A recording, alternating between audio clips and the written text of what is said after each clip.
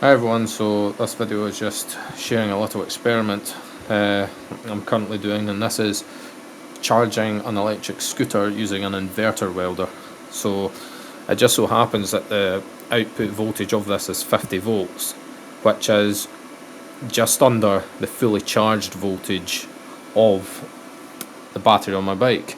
So I made this battery using 12 Kia Niro cells, and they're connected in series, and it has a capacity of 20 amp hours when discharged from 4.1 to about 3.3 volts. So that's a decent capacity.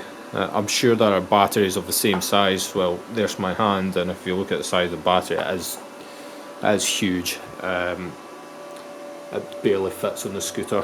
The pedals just clear it. I can't really move them just now because the charging stuff's in the way.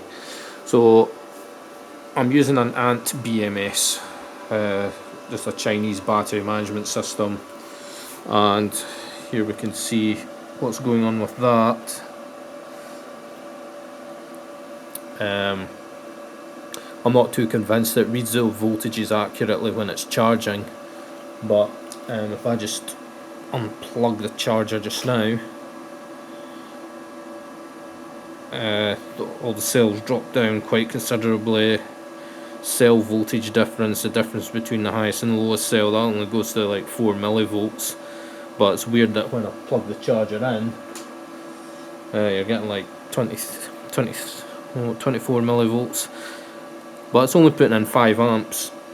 That doesn't matter what I turn the dials on the inverter welder to, it's always just about 5 amps. I reckon I could probably increase the current slightly by using shorter cables directly connected to it, but I'm not going to bother with that. I'm just doing this because I'm still waiting for my charger to arrive. The charger that I could plug into my 24 volt roughly solar battery bank. But the reason I've gone down this route rather than using two separate batteries that are plugged together into the charger in parallel is because I kept forgetting to first disconnect the series connector, because I had two separate packs which are connected in series when they're on the bike, and then obviously I'd forget to disconnect the series jumper, and then I'd go and put it on the charger. I'd plug in the balance leads and the balance leads would go bang, and this has happened a few times, and I just got sick of it, so that's why I've went with this option. So there's only one way to connect it, and that's to plug it in. But I'm going to try and develop a product which defends against that. If you're just using two separate batteries and you're using them in series, I'm actually going to develop a product where if you do accidentally connect your balance leads, absolutely nothing will happen. It'll not destroy your balance leads. You won't get anything happening. As for destroying your charger, well, that depends on the design of your charger.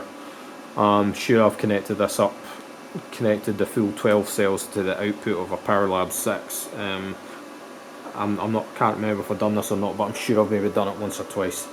But yeah, great little battery. I was out on a good ride with it there, so it's performing quite well on the scooter. Perhaps it's a little large for it, and I've still to add more tape to it so to make it nice and waterproof, and I might do another video on how I made it. But it's actually got aluminium plates surrounding it, and those were just recycled from the battery modules themselves, so